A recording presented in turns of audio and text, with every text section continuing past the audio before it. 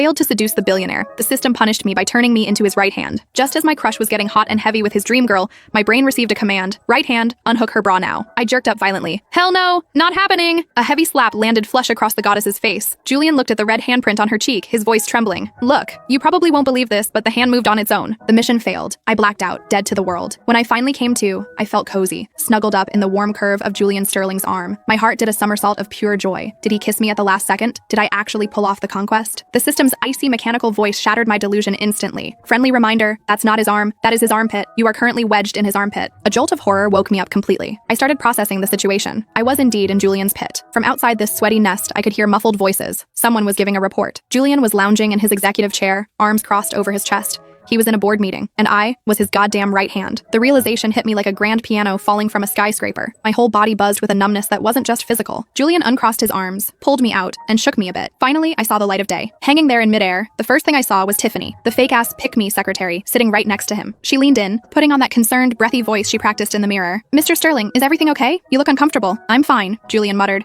Hands just a little numb, meeting adjourned. Julian walked me out of the conference room. He smelled like expensive cologne and power. His stride was steady, his arms swinging gently. The rhythm was actually making me sleepy. Right hand, get to work. A robotic voice blasted inside my head, scaring the crap out of me. That was a command from Julian's brain. I wanted to laugh and cry at the same time. Listen, ladies, who understands my pain? I spent years trying to be his right-hand woman, only to literally become his right hand. Physical attachment, zero romance. Following the brain's orders, I adjusted his cuff, pushed up his glasses, and brought his coffee to his lips. The CEO starter pack executed perfectly. Just when I was about to pat myself on the back for being the employee of the month, Julian walked into the men's restroom. My breath hitched. I screamed internally, no, no, no, don't do it. Anything but that. Julian stopped in front of a urinal. A high-pitched screech echoed in my soul. The command from the brain came down cold and ruthless. Right hand, unzip the fly. My brain buzzed. My body went stiff as a board. Right hand, move. I panicked, trembling as I curled myself into a tight fist. Nope, not moving a muscle. Not today, Satan. I was sweating bullets. Thankfully, his left hand stepped up. Unzip, pull out, aim, release. The Waterworks trilogy completed in one go. I let out a long sigh, my palms slick with sweat and phantom tears. After he finished, Julian walked to the mirror. To make up for my insubordination earlier,